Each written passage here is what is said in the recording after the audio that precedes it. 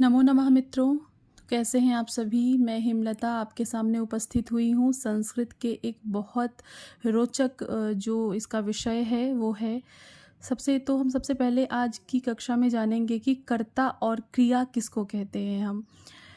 तो कर्ता और क्रिया को जानने से पहले हमें धातु के बारे में और शब्द रूप के बारे में, अर्थात धातु रूप जो हमारे होते हैं और शब्द रूप होते हैं, तो सबसे पहले हम ये जानेंगे कि ये होते क्या हैं। क्योंकि धातु रूप कहने से हमें ये चीज़ क्लियर ही नहीं होती, हमें ये समझ में ही नहीं आता कि वो है क्या।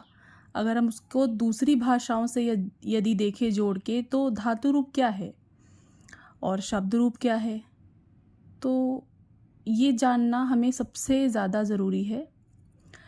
तो जानेंगे कि जो धातु रूप है वो हमारा होता है, उसको हम हिंदी में कहते हैं क्रिया, और उसको हम अंग्रेज़ी में कहते हैं वर्ब। ठीक है, वर्ब अर्थात क्रिया।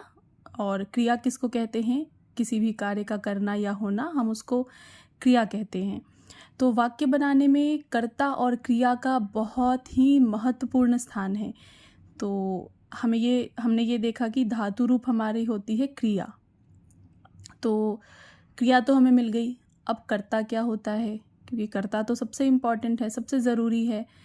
तो जो शब्द रूप आप देखते हैं, शब्द रूप में आप जो भी शब्द देखते हैं, जैसे राम, लता, फल और अस्मद, युष्मद, इसके अलावा भी बहुत सारे हैं, तत् के, मुनि के, साधु के, भानु के, रवि के, और कोई भी नाम आप ये भी कह सकते हैं कि जो संज्ञा शब्द होते हैं, संज्ञा या सर्वनाम शब्द, वो हमारे किस में आएगा? वो हमारा आएगा कर्ता में। तो सर्वनाम शब्द में आता है यह, वह इत्यादि, ये हमारा कर्ता हो जाएगा। और कोई भी नाम, नाम अर्थात संज्ञा है ना, जिसको आप नाउन भी कह सकते हैं अंग्रेज़ी में, थोड़ा समझने के लिए विस्तार से कि डीप में हम समझे तो अंग्रेज़ी में हम उसको नाउन कहते हैं। तो वो कोई भी चीज़ हो सकती है, कोई भी वस्तु, कोई भी व्यक्ति, कोई भी स्थान, किसी भी जानवरों का नाम, पक्षियों का नाम, किसी का भी नाम, ये हमारा हो जाता है क्या? शब्द रूप।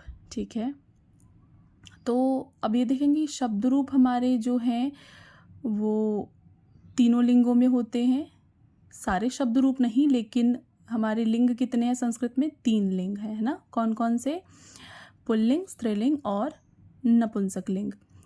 तो यदि सबसे पहले वाक्य बनाने के लिए हम एक संज्ञा शब्द लेते हैं जो बहुत कॉमन है, राम। ठीक है, तो हम राम ले लेते हैं एक शब्द।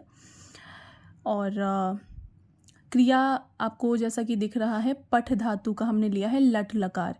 अच्छा, सबसे पहले हम ये भी जान लेते हैं कि जो पठ धातु है, या जो भी हम धातु पढ़ेंगे, जो भी क्रिया का शब्द हम पढ़ेंगे, धातु अर्थात जैसे पठ धातु है, तो ये मूल शब्द है, पढ़ने का एक मूल शब्द है पठ। जो हम जो कॉमनली हम जो पढ़ते हैं सामान्य तौर पर, वो हम पढ़ते हैं 5 लकारों में। वस्तुतः 10 लकार होते हैं, लेकिन हमें केवल और केवल 5 ही लकार पढ़ने होते हैं। तो पहला जो लकार है लट लकार। लट लकार का अर्थ होता है वर्तमान काल। दूसरा होता है हमारा लुट लकार, जो कि हमारा होता है भविष्यत काल। तीसरा हमारा होता है लंग लकार, जो कि होता है हमारा भूतकाल। ठीक है, तो मैंने यहाँ पर लिया है केवल और केवल लट लकार, मतलब वर्तमान काल। तो सबसे पहले हम वर्तमान काल से ही शुरू करेंगे। तो ये आपको यहाँ पे 3 पुरुष नज़र आ रहे हैं। 3 पुरुष कौन कौन से? प्रथमः पुरुषः, मध्यमः पुरुषः, उत्तमः पुरुषः। तो अब साथ साथ ये भी जान लेते हैं कि ये होते क्या हैं। तो जो प्रथम पुरुष है हमारा, वो अंग्रेज़ी में यदि देखें तो 3 पर्सन होते हैं। 3 पर्सन कौन से? फर्स्ट पर्सन, सेकंड पर्सन और थर्ड पर्सन।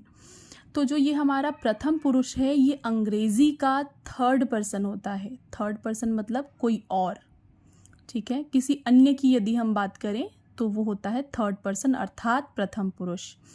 दूसरा हमारा है मध्यमः पुरुषः। मध्यम पुरुष में जिस व्यक्ति को हम कुछ कह रहे हैं, या जो व्यक्ति लिसनर है, जो श्रोता है, जो सुन रहा है, वो क्या है?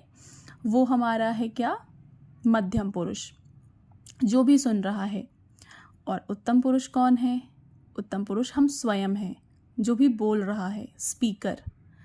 तो मध्यम पुरुष इंग्लिश में सेकंड पर्सन ही रहता है। उत्तम पुरुष, क्योंकि हम सभी अपने आप को, स्वयं को उत्तम समझते हैं और समझना भी चाहिए, तो उत्तम पुरुष, ये बस ट्रिक बता रही हूँ कि कैसे आप याद रख सकते हैं। तो उत्तम पुरुष होता है स्वयं के लिए। किसके लिए? स्वयं के लिए।